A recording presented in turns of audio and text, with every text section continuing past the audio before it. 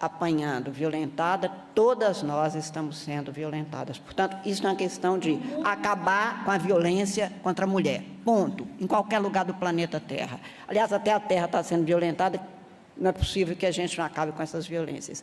Agradeço enormemente, mais uma vez, minha querida amiga Luísa Trajano, e queremos ouvir a Marisa Monte, que tem a palavra.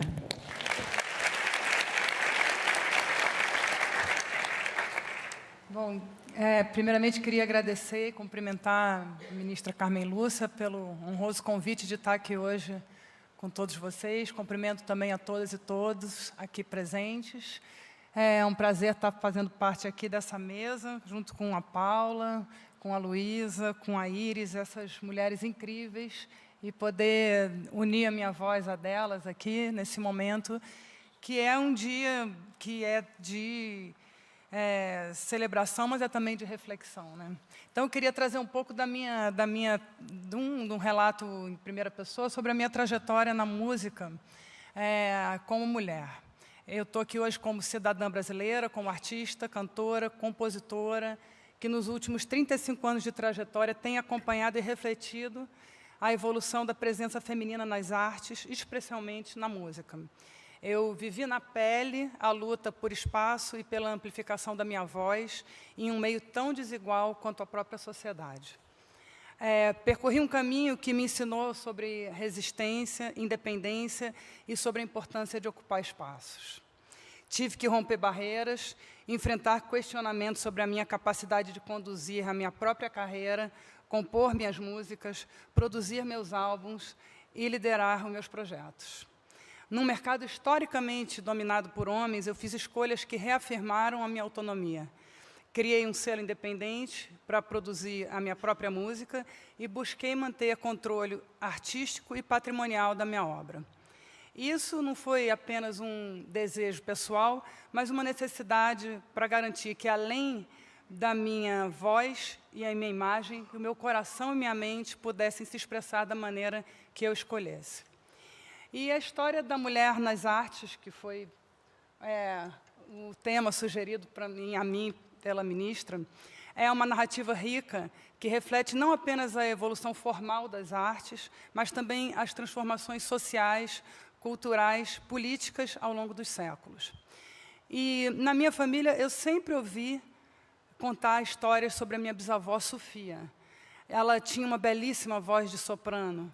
E de Sofia eu herdei não apenas o dom para o canto, mas também seus álbuns de partitura, que meu bisavô Humberto trazia do centro da cidade como presente e que ela cuidadosamente encadernava.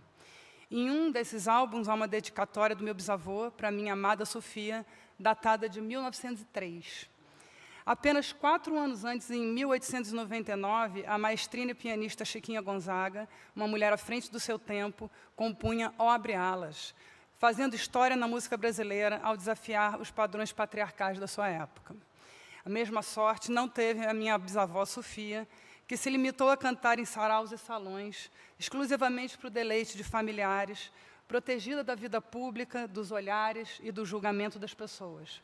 De sua existência musical, além do álbum, não temos nenhum registro.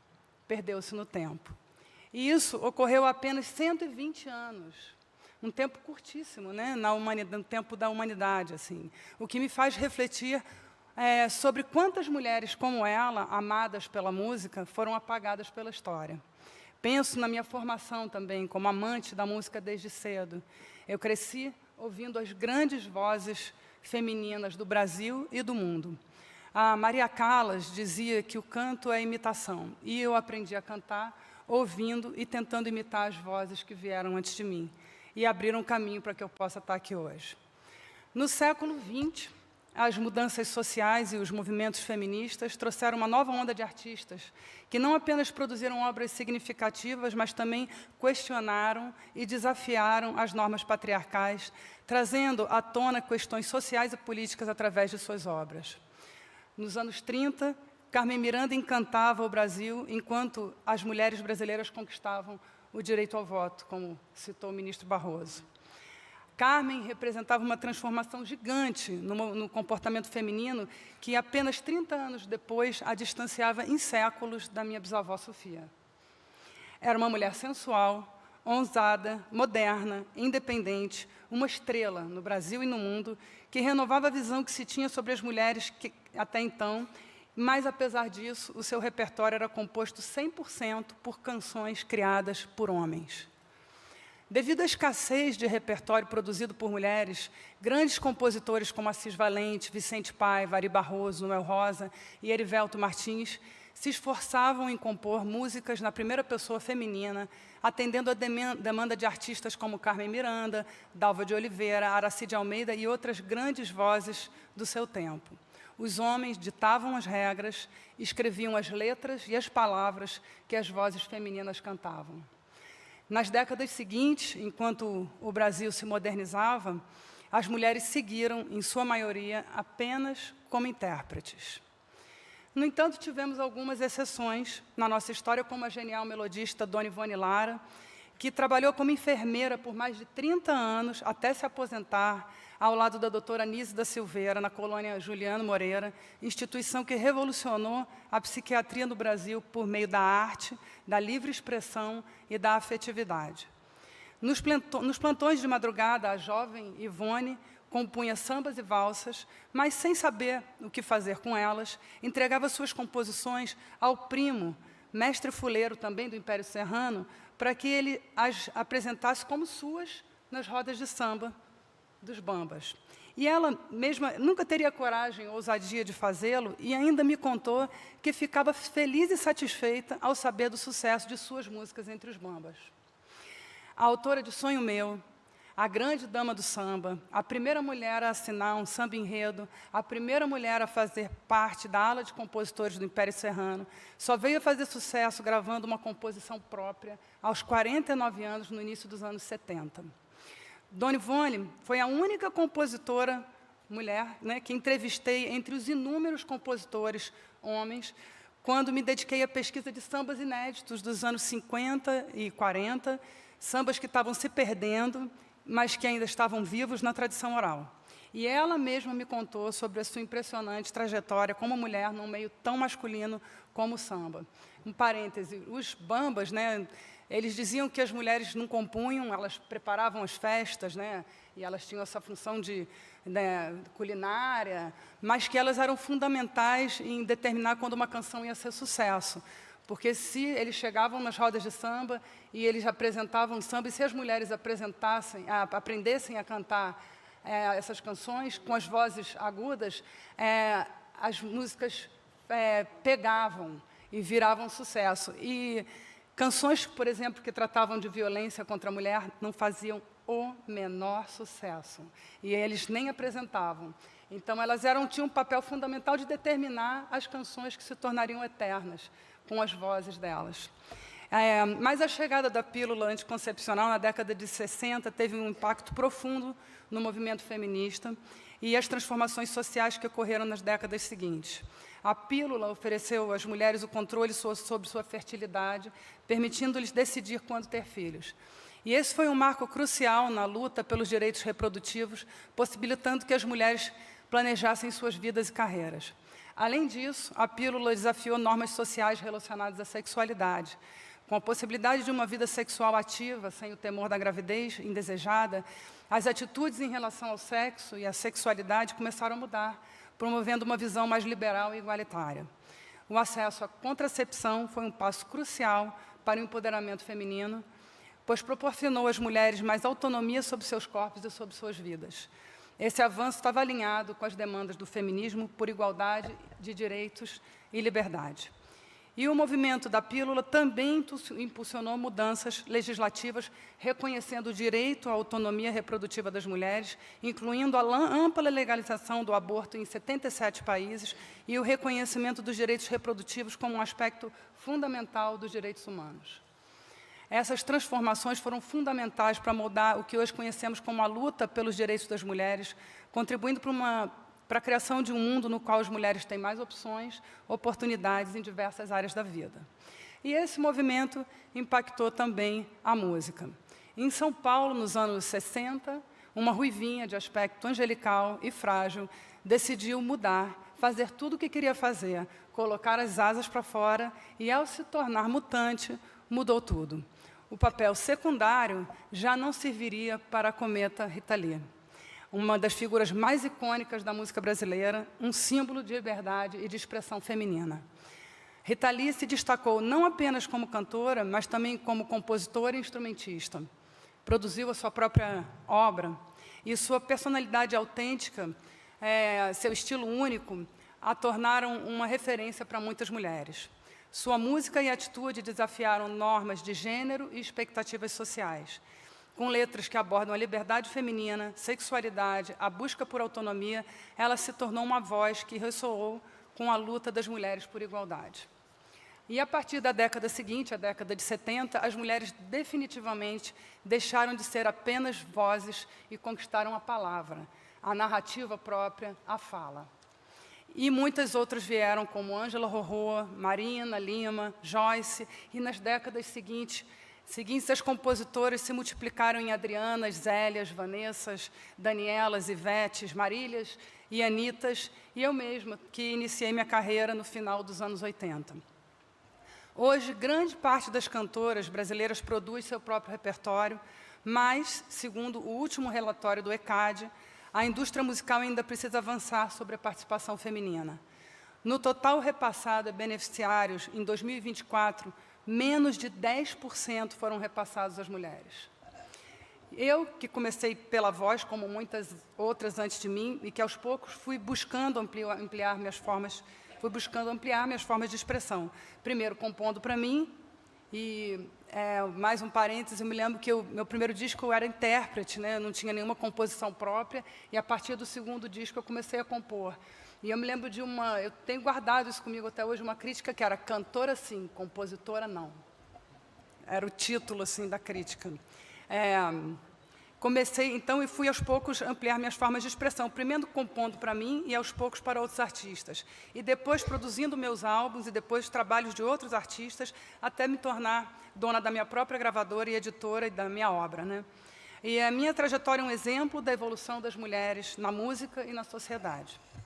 Em 2024, eu tive a honra de ser a terceira mulher a receber o título de doutor honoris causa em 90 anos na existência da USP, a maior universidade brasileira.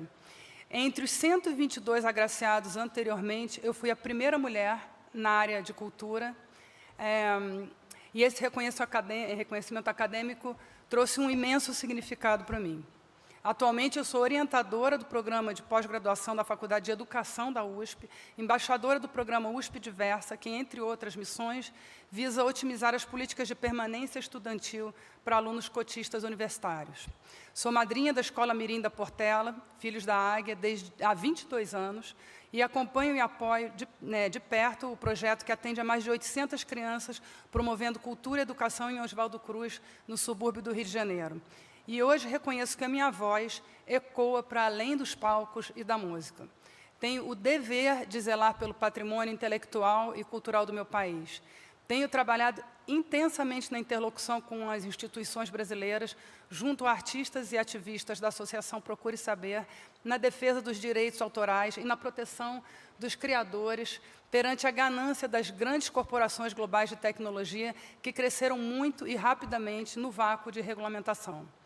Mas, apesar dos avanços e do espaço ampliado para mim e para tantas outras, ainda há muito a ser conquistado. Apesar de sermos a maioria absoluta da população brasileira, somos minoria em representatividade e em oportunidades. No alto escalão do judiciário, poucos cargos são ocupados por mulheres. Entre os 11 ministros do STF, temos apenas uma mulher, nossa querida Suprema, que, apesar de suprema e de sua grandeza, isso ainda é muito pouco para nós. A realidade é essa em quase todas as áreas. Somos uma maioria minorizada. Apenas 4,9% das empresas do Brasil têm como CEO uma mulher. No setor público, as mulheres ocupam apenas 15% das prefeituras e 18% das cadeiras no Congresso Nacional. Destaco que a representatividade, como disse Luísa, feminina na política é fundamental para a criação de políticas públicas voltadas ao bem-estar e à proteção das mulheres, garantindo que as necessidades sejam devidamente apresentadas, representadas e atendidas. Não tenho dúvida como nenhuma de nós aqui, que um equilíbrio maior entre homens e mulheres nos cargos de decisão seria um grande avanço para a sociedade. Às mulheres cabe o dever do cuidado e o ônus de exercerem o trabalho não remunerado, realizado 7 dias por semana, 24 horas por dia, que a maternidade impõe. Isso representa uma enorme força de trabalho em benefício dos homens, da sociedade, do mundo capitalista e da humanidade. Precisamos de reconhecimento e de compartilhar responsabilidade, seja na maternidade, seja nas decisões. A questão das mulheres não é uma questão exclusivamente feminina, mas, sobretudo, uma questão de progresso humano. Devemos incluir os homens nesse processo, transformá-los e, junto com o novo feminino, conquistarmos um masculino mais sensível, menos violento e mais empático. Hoje, temos mulheres que colocam à disposição da criação toda a sua criatividade, sensibilidade e experiência, não somente na música, mas em todas as formas de expressão artística, tocando a alma e os sentimentos de outras mulheres e de homens também. O Brasil se orgulha de oferecer ao mundo o talento de Fernanda Torres, de Fernanda Montenegro, de Beatriz Milhazes, Clarice Lispector, Lígia Clark, Tarsila do Amaral, entre tantas outras. Hoje é um momento de celebração, reflexão e agradecimento. Pois quando eu olho para esse momento histórico que estou vivendo e me recordo da minha bisavó há apenas 120 anos, agradeço por ser uma mulher desse tempo, que entre tantas lutas e conquistas ainda pude ser autônoma, independente, exercer minha profissão num meio predominantemente masculino. Posso oferecer meu sentimento, minha música, minha narrativa e posso estar hoje aqui representando e inspirando outras mulheres. Agradeço a todas que abriram o caminho para mim até aqui, e que possamos continuar a abrir espaços para mulheres, construindo um mundo mais sensível, inclusivo e solidário. Muito obrigada, ministra.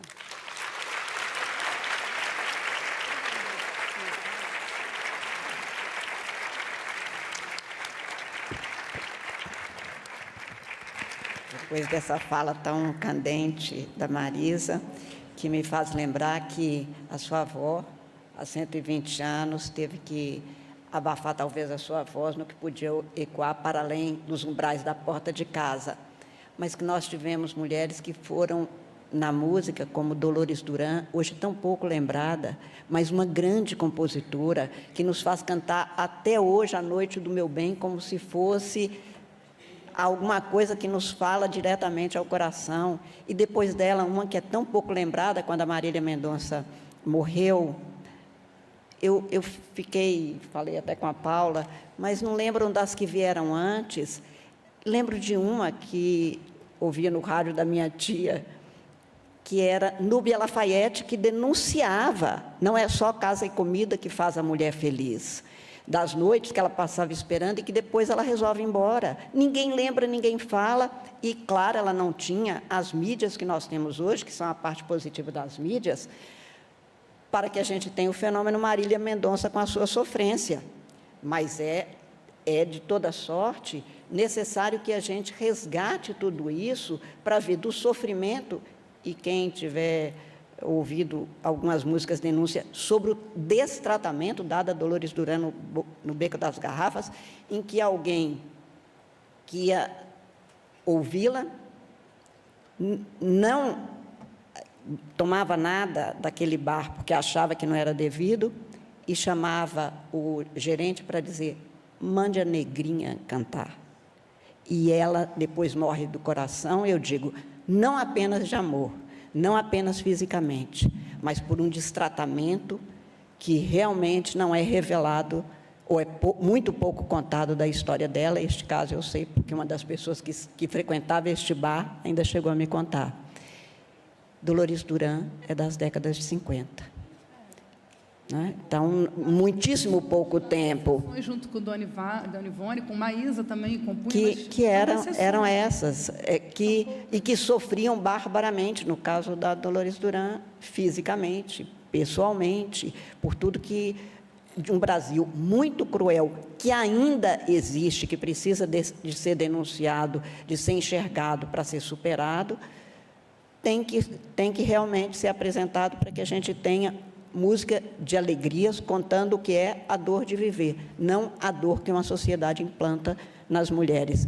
Eu acho sempre e vejo sempre sobre nós, mulheres, e principalmente quem trabalha como eu no direito e no direito constitucional, e vemos uma Constituição tão boa e uma prática ainda tão distante, pelo menos no que se refere à igualdade de mulheres, eu fico sempre pensando, me pergunto por que eu continuo no direito constitucional, eu digo, porque eu sou igual a Ação Preta, eu canto de dor.